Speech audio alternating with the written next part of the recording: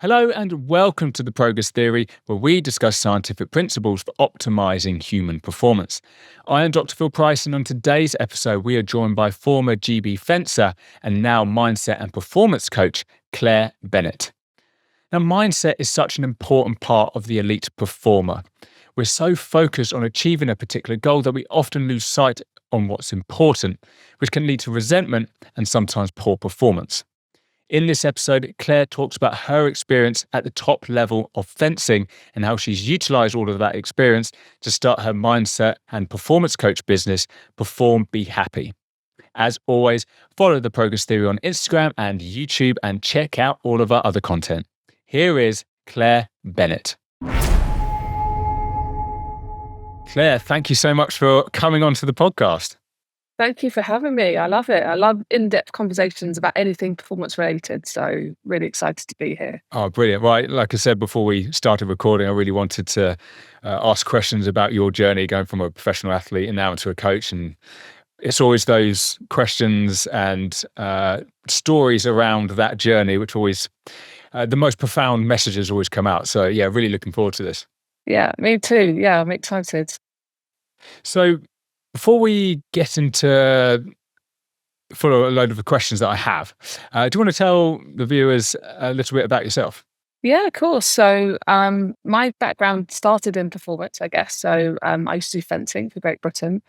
I retired just after London 2012 Olympic Games. I started when I was 10 years old. So I had a good 17 years of kind of dedicating myself to a sport that I just wanted to be the best at. When I was at school and, during university, I was known as Claire the Fencer.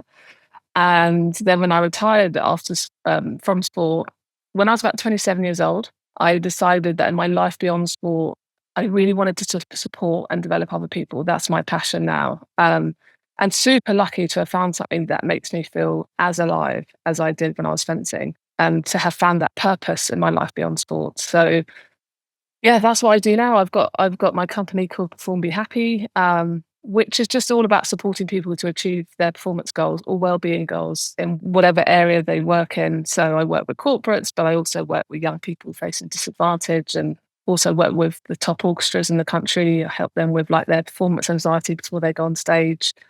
So again, really cool to kind of use what I learned for elite level sport to help others in completely different arenas, but still at high performing levels. No, that's really cool.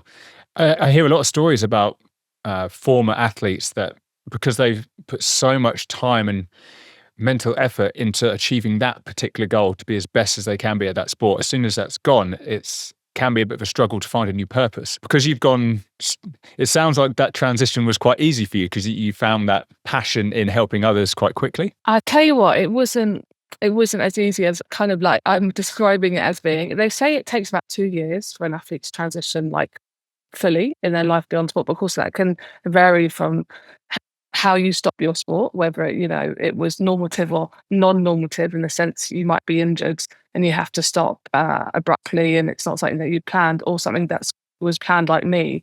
But it still took me much longer than I thought. It wasn't an easy time. I felt lost. I felt dejected. I remember 2 weeks solid, I didn't leave the house. I was really depressed, because the problem is you lose your identity. That was who I was.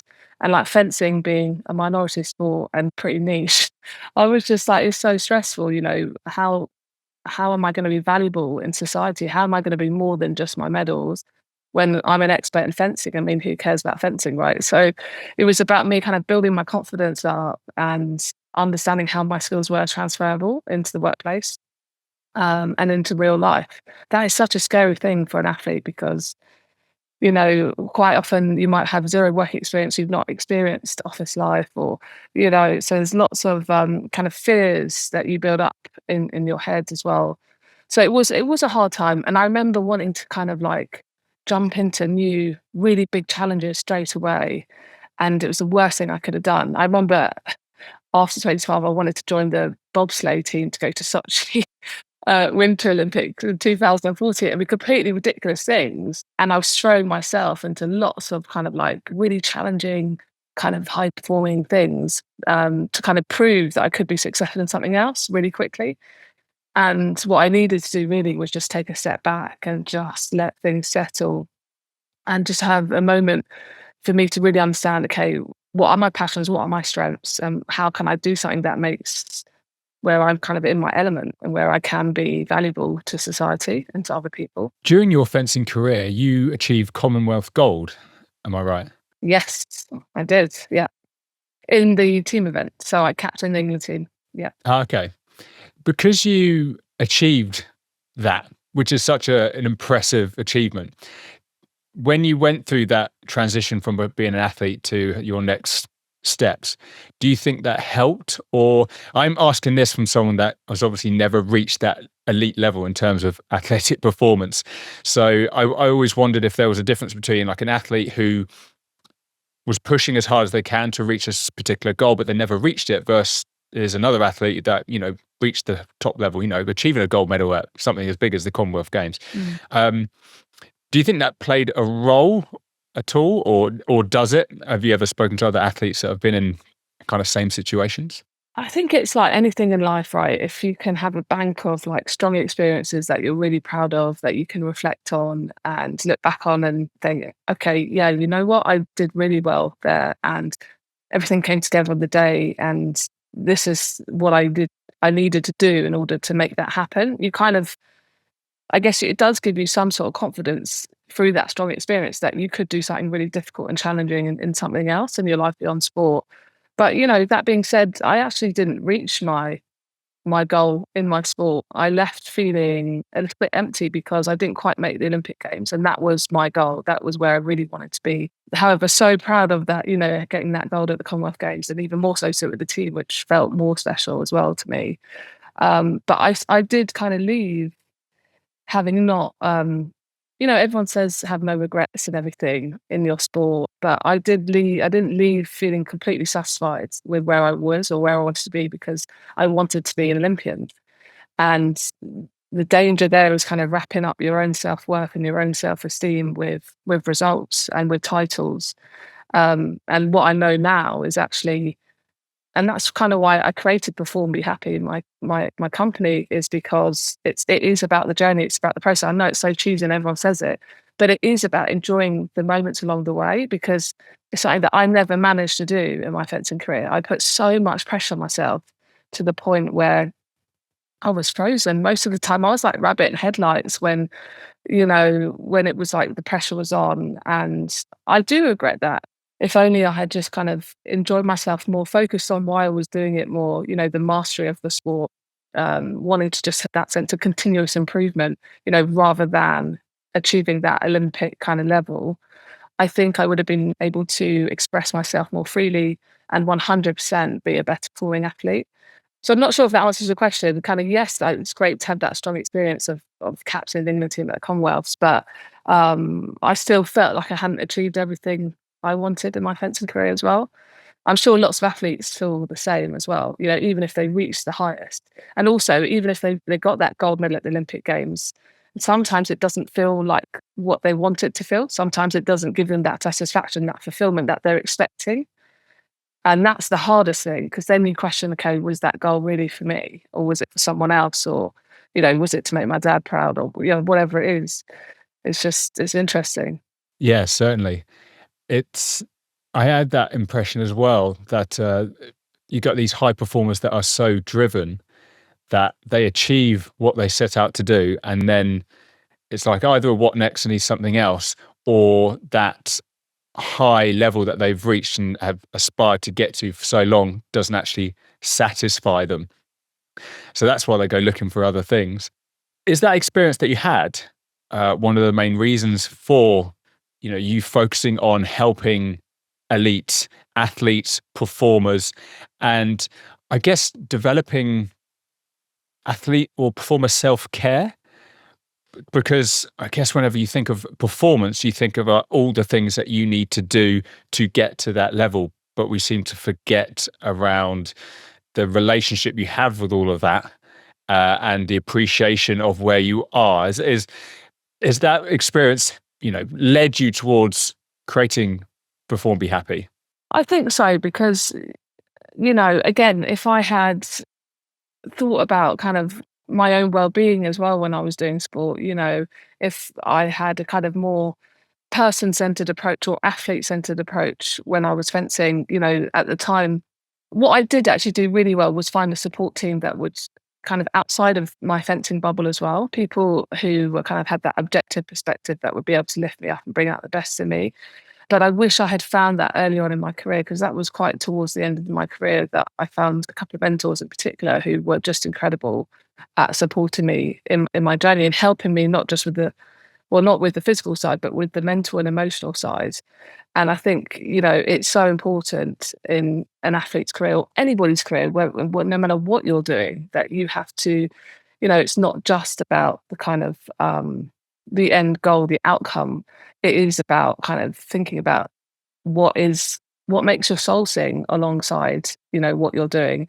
Well, what makes you happy and what makes you tick, And for me at the time, fencing was actually, especially when it got to really elite level and, there's no hiding place at the top.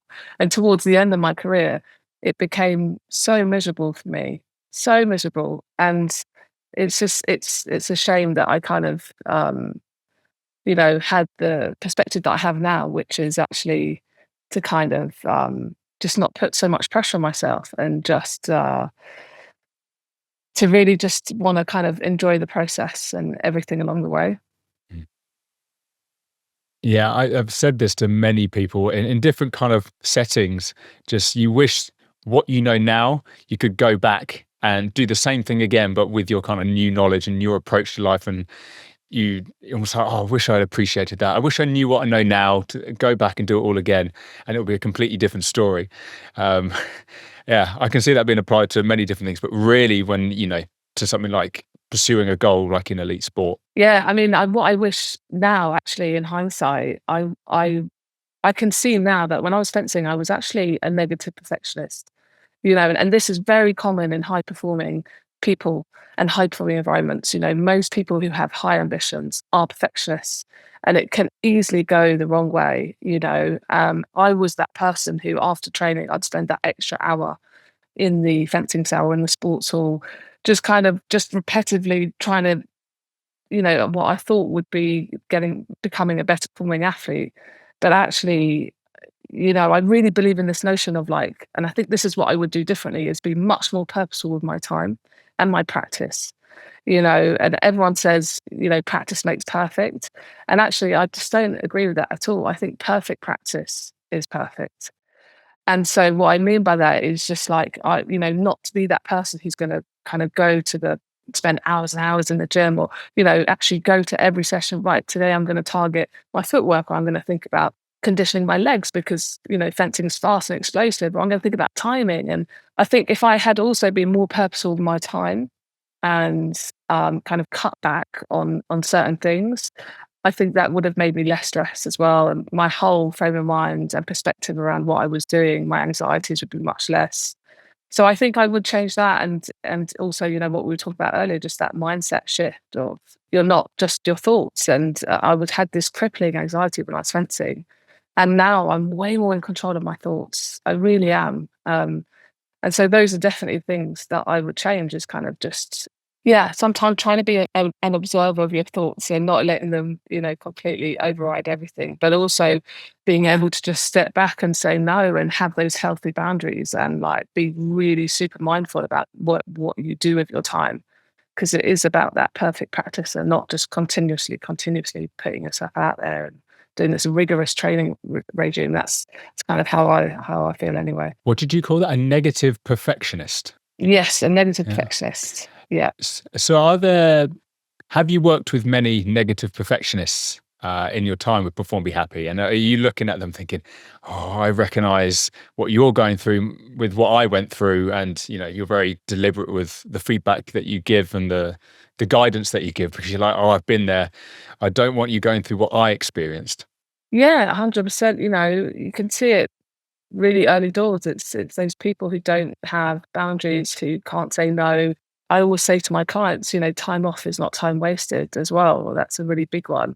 And there are warning signs, that also, of course, there's a really good side to perfectionism. If you use it in the right way, you can use these high performing traits because you're the one who's going to put the extra effort, the dedication, the commitment, and you will make it happen. But it's just being mindful about what you do with your time, how you spend it, and having those kind of healthy boundaries in place. But another person, back in the day, I remember reading an article on Johnny Wilkinson, and he said in an article that he was a negative perfectionist. And I remember thinking, I really relate to that. And I remember him talking about how he would spend hours after training hours, like kicking the ball and just, doing that kind of repetitive training, but actually it ends up leading to resentment and burnout. And I guess that for me, that's the warning sign of someone who has those kind of negative perfectionist tendencies. How do you steer them away from that? It sounds like something that could potentially be either hard to do or take a while to do it. Like, what techniques have you found quite effective with people you've worked with? It is just trying to have that perspective. And sometimes it is about challenging yourself to go for good enough, which sounds mental if you're trying to achieve the top in something, but go for good enough sometimes. You don't always have to give everything, 100%. And it is about doing things in a really purposeful way. And I know I keep talking about purposeful practice, but I really believe in that. Also not comparing yourself to others, compare yourself to yourself. I think that's a big one in kind of being a perfectionist. Sometimes you can look at others and think, I just want to be like that person and they're just so good. I'm never going to reach, that level. Mm. But actually, if you can adopt a growth mindset, you'll be able to just focus on yourself and just keep thinking, you'll tell yourself, well, actually, just because I can't do this now doesn't mean I'm not going to achieve it in 3 months' time, And I love what, Carol Dweck is the person who speaks all about growth mindset. And she always says, just add one word, which is yet. I'm not good enough yet, or I might not be good at cooking yet. Doesn't mean that I'm not going to be good at it in a few months' time. So I think practicing positive self-talk and saying no, having healthy boundaries, that sense of purposeful practice, all of those things can really help with being a perfectionist. It's really cool that you've mentioned growth mindset and the work of Carol Dweck, because it'd be good to get your opinion on this, because I've noticed, and it might be social media painting a poor picture of this, but whenever you see people posting about growth mindset and how it's really important, I get the impression that everyone thinks they've got a growth mindset. Is there sometimes there's a lack of awareness of where people actually have quite a fixed mindset, or they have a growth mindset in certain areas, but they're actually quite fixed in others and are just completely not aware that they're quite fixed? It'd be good to get your opinion on that, because whenever I see it on social media, it comes across as that everyone thinks they have a growth mindset. I'm not sure people do, and I question myself. I think I have got a growth mindset. I probably have a limited growth mindset in certain areas, but I think I would need someone else to help me point that out, if you know what I mean. It'd be good to get your opinion on this. I mean, I just know, of course, we don't all have a growth mindset. I think it's something that you have to, certainly for someone like me, where I have a tendency to always think negatively, which sounds crazy as a performance coach and as someone who generally lifts people up to achieve their goals. But when I think about myself, I struggle so much with negative self-talk, and I consciously have to work at it every single day. It's not something that comes easy. I think a lot of people are that way inclined naturally. My husband, for example, is super positive. He always sees the upsides to things. But for most people, it is something that you have to practice and you have to consciously do. I actually have done a bit of an experiment with growth mindset recently because I've challenged myself. So I've always wanted to learn how to sing, and I've set myself a target at the end of last year, which was to start singing lessons and to, this is completely mad, but to go in front of an audience and sing a song. And so it's coming out. It's on the 2nd of May. I'm going to be singing in Covent Garden in London on stage in front of an audience. And I'm literally tone deaf. And I really wanted to challenge myself because I knew this was something that I felt was kind of impossible. And I wanted to see if it worked, if adopting a growth mindset would work, doing something that's really challenging, that is well outside my comfort zone. Even now I'm feeling a bit panicked, thinking about the prospect of doing it. But actually, it's really helped me to understand that it's not easy to adopt, especially when you're doing something really difficult. but it's been such a good exercise for me to show me that, again, I won't be the best singer on stage, and I'm actually singing Etta James, A Sunday Kind of Love, which is completely unrealistic, being someone who can't sing and just an absolutely amazing Hmm. song singer of all time. Yeah, it's given me the confidence that, whatever happens, I am going to go out on stage and have fun with it. And hopefully the audience will come along with me and it won't be as bad as I think it'll be in my head.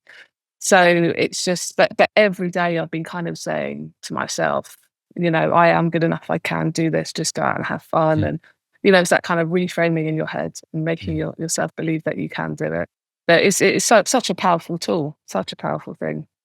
Will the performance be filmed and end up on YouTube? It is being filmed, actually. I just got an email yesterday saying that it's going to be recorded, and I'm gonna probably put it out there just to show as well, this is what you can do. But I'm not saying I don't think it'll be brilliant by any means, but I think even just having the courage to do something that you are really scared to do, I always say you've got to replace that fear with the word learning, because whatever happens, it's gonna be a learning experience. And so I'm super excited to kind of put myself out there. And actually, when I think about it, I haven't done something like that since I was fencing. When I didn't make the Olympic Games, one of the hardest times in my life, still is actually when I think about it. And I remember having this feeling where it burnt my ambition to ever put myself out for anything important ever again, because why would I put my body on the line, my ego on the line for something that might not happen? And it affected me for quite a long time, where I didn't want to go for anything kind of difficult or important to protect myself. I think actually, when I actually think about this moment that is coming up, it's kind of quite an exposing moment where I am putting myself out there. But I'm hopefully going to approach it with a different mindset, which is to enjoy it and have fun and just see kind of what more I can get from that experience. So it's kind of nice actually reflecting on it now, just talking to you. It's kind of nice that I'm allowing myself to do that again, because it feels like I've kind of fully healed from being really burnt in the past. Mm. Oh, that's great to hear. It reminds me of the idea around being outside of your comfort zone. Again, something that I think that's overly used on social media, because you'll see people like, look at me, I'm getting outside my comfort zone, and they're doing something that they clearly really enjoy. So it's like, it's not really that far outside of your comfort zone, is it? Just because you're physically working hard doesn't always mean it's outside your comfort zone. Whereas what you describe, especially performing in front of people, like, yes, Yeah. there's going to be pressures, but it's the pressure you put on yourself, and that's what creates the lack of comfort. And that's, that's what's going to challenge your growth mindset, I think, and will challenge how you perceive stress and all of those types of things. So it's really cool to see. And that's why I asked if it was going to be on YouTube, because, it isn't just a performance. It's a challenge to yourself that I think is a really cool thing to people to see. So if there's a link, YouTube, whatever it might be, I'd love to put it alongside the show notes from this Oh episode, if God. that's okay. I'd probably put Yeah, more you're pressure on making me you. I've sweat. done things, I've made things worse. Yeah, well, it's good. Come on, give me all the discomfort as possible. I'll try and step up to it. But Yeah. yeah, honestly, I'm feeling yeah, it's a stressful thing for me, definitely. And I think, yeah, I do want to kind of share some of it, because it's important for people to see other people put themselves into uncomfortable situations. Like you say, it's the only way, we always call that stretch zone the learning zone. And I really believe in that. Mm. And so I'm actually going to bring my little girl to come to see me perform at she's only 6, but I want her to see mummy on Mm. stage doing something that really scares her. And even if it doesn't go the way I want it to go, at least she can see it's important to keep trying, keep learning. And that's the important thing, isn't it? Exactly. No, I reckon you'll be absolutely brilliant. On top of that, actually, so you've said that you work with a variety of different people, including musicians and performers on stage. Yeah. Do you think this experience is helping you understand their anxieties around that, and that helps you with their coaching? Yeah, of course, definitely. Like, I know what it's like to step onto stage now, what I will do. The spotlight's on you, there's no hiding place. And it's just it is exposing yourself. But I think I always feel like I've got an affinity with any kind of performer, because ultimately, whether you're a classical musician, whether you're an athlete, or whether you're someone who's working in an office trying to strive for something that's really important to you, we're all striving for that perfect performance, whether it's the perfect race, the perfect performance within an orchestra. That's what we're striving for. And so whatever you're doing in any kind of high performing environment, there are I believe that there's so many lessons that we can learn from each other. And there's lots of tools and techniques, especially in the musical world, that I've learned in sport that they haven't really thought about as much. So it's amazing to be able to support them with certain things like, visualization, or um, kind of warming up their brains in different ways. That's going to help kind of unlock things that, they may not have experienced before in their music careers. So that's been super exciting to see the difference that it can make, looking at things from different perspectives and learning from other people from different high performing environments. There's always going to be crossovers and learnings, right? So yeah, it's been such an interesting experience. Yeah, that was actually going to be my next question. Do you see trends with the different groups that you work with? So you've got athletes, musicians, or on-stage performers, and you said you work with people that come from disadvantaged backgrounds. Do you see trends between all of them, but also slight differences which enable you to sort of make changes which you think are appropriate for that individual? Yeah, I think with every person I work with, normally the trends that I see are things like fear of failure. Time and time again, everybody has that same fear of failure. The kind of limiting beliefs that they're not good enough, or what if something goes through, those what ifs, those annoying little inner critic voices in your head that kind of stop you from doing something that you really want to do. I think no matter what level you are, that can sometimes creep in. And so, yeah, that's kind of the main kind of trends and themes that I've seen around anyone wanting to achieve any type of goal, is that fear of failure. So if that's the main link between, or not, link's the wrong word, the similarities between these different groups, do you see any differences between, I don't know, someone that comes from a disadvantaged background versus an elite on-stage violinist, for example? Everybody's different. They come from different environments, different circumstances where they've been brought up. And I think what I'm trying to say is that a lot of people, especially in high performing environments, everyone has very similar insecurities. And it is just about kind of really trying to pull apart where those insecurities come from, and then thinking about giving them ownership to understand, what is it, what steps can I take to really take control of where I want to be. And the more I can do that as a coach, so just asking those empowering questions to help unlock certain limitations that they might have, the more they're going to be able to take control and feel empowered to take those steps themselves. And there's just something just really beautiful about seeing someone kind of achieve their potential, but then also take the ownership themselves. It's just amazing to see. Yeah. It's almost like you step back and just watch them achieve what they have the potential to achieve. And there's a lack of, well, I've told you exactly what to do, you've got better. Look at me. It's more like, just look at what they've done for themselves. And it's, Yeah. it's certainly a great feeling. Interesting you say the words, oh, I'm not good enough, and the fear of failure. Certainly when growing up, I wouldn't say it was necessarily a fear of failure, but I had always had this sort of voice in the back of my head saying, you're not good enough. But that kind of led to being one of the key drivers of me keeping pushing. So I didn't try to avoid it, to avoid failing. I had that you're not good enough voice, which then kept me to keep pushing and almost become obsessed over certain things to try and get as good as possible. Yeah. It's weird how similar insecurities can push different people in different ways. I'm obviously only talking about my experience, and I'm sure there's a variety of different experiences, but do you see similar insecurities and then they have like a completely different outcome on the person? I like that idea of kind of, I mean, you've obviously got an amazing ability already, even from a young age, to just be able to reframe, some of the difficult kind of conflicting thoughts and feelings that you may have had growing up. You use that as a driver to help drive your performance and to drive your goals. Incredible. That is what you should do when you've got difficult thoughts or feelings, and it is trying to understand that you can't always control your thoughts, but you can absolutely control your thinking, right? You can control how you respond to something, how you act to something, your behaviors towards something, and which is going to control the outcome.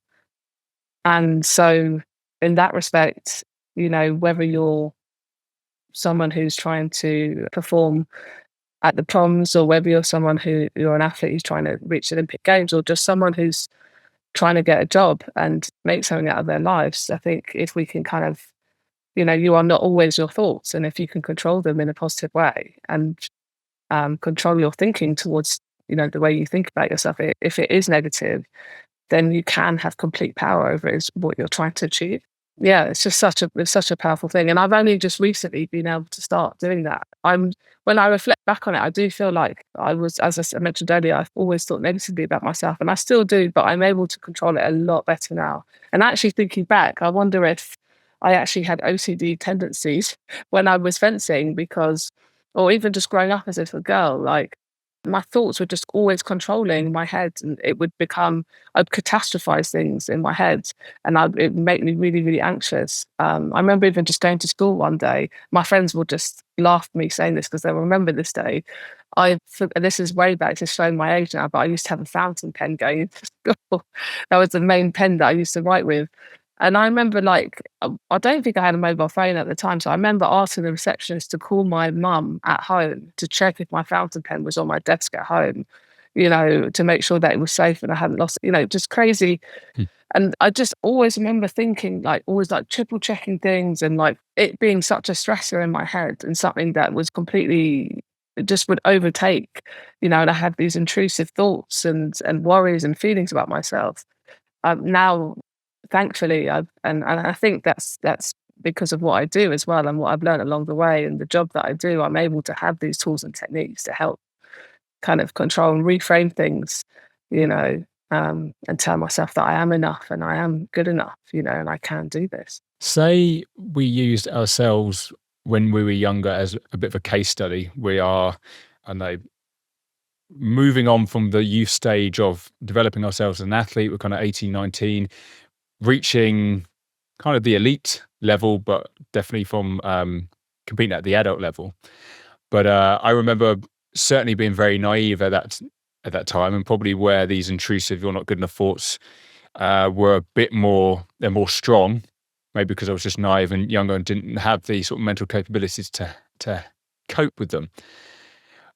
Say if I was your clients, what kind of techniques do you think you would do with me to help me through that process, and certainly appreciate the learning process that I'm going through at that stage?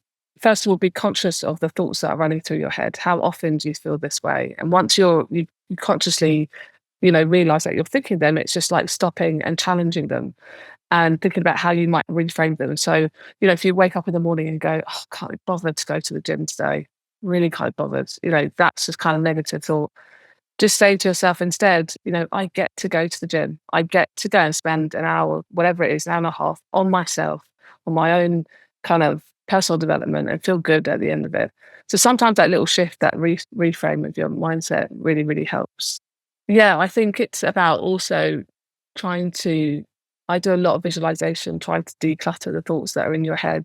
It's almost like, imagining, I used to just whatever negative thought I had, and it would always be this, a supermarket brand bag that I just put it in. I'd visualize tying the knot and just throwing it away. I quite like kind of using visualization. It really helps me. But of course, that might not help for everyone else. So it really is also thinking about what works for you, what makes you tick. I remember really clearly, it was at European Championships. I was fencing the number one in the world, and I was well outside, I don't know where I was in the world, maybe even at, 100 in the world at the time. And it was, completely mismatched. And I remember saying to my coach, I said to him, "I really don't want to fence this fencer. She's an absolute legend in fencing. She's amazing. I'm just going to go out there and embarrass myself. I really don't want to do this." And he just said to me, "Don't see this as a threat. I want you to see this as an opportunity.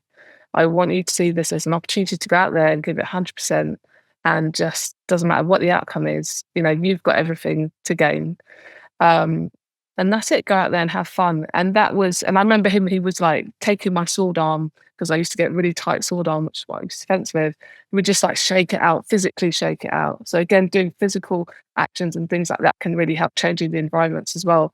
But the main thing, the main learning from there was to kind of always see things as an opportunity rather than a traumatic experience, or a threat or something that is going to be difficult for you to do. Mm.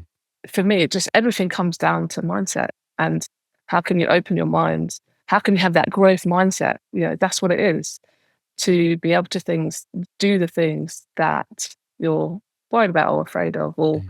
to stop putting yourself down. No, that sounds really cool. And it reminds me of something else I heard once, which talked about if you're nervous or scared about something in particular, change the sentence to start with, I'm excited for, and then it just changes your perception of Right. whatever that is.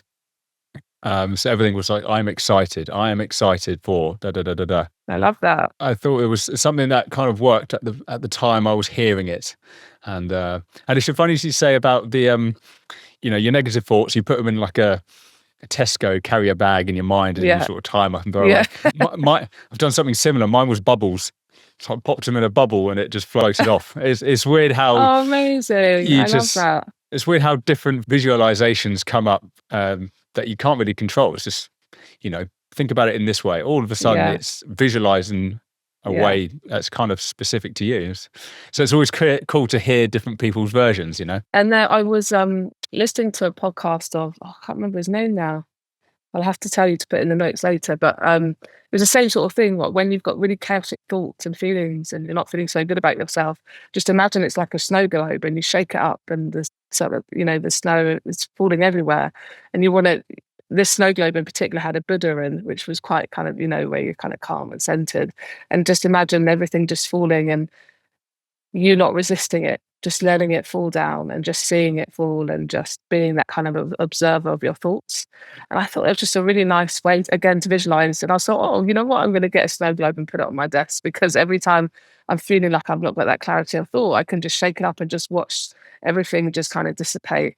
And I think for me, sometimes it's not always about fighting your thoughts, is it? It's kind of just letting them go, letting them sit, letting yourself feel them. And, quite often that gives you kind of control over your thoughts in the end, because it's just not the thing that's controlling you anymore, because you're not resisting it. Oh, very true. Claire, that was absolutely amazing. Where can people find out more about Perform Be Happy? So you can go on my website, so www.performbehappy.com, or on Instagram, it's just at Perform Be Happy. And you can just email me as well. You can find that on the website. So claire@performbehappy.com. Yeah, certainly. I definitely recommend everyone listening, if you're interested in this type of thing, especially around mindset, change of perception for elite performance or any type of performance, really, these tools can be really helpful for anyone. Just get in contact with Claire, and I think it'll be absolutely great. But Claire, that was amazing. Thank you so much. Thank you, Phil. I've loved every second. Thank you so much for having me.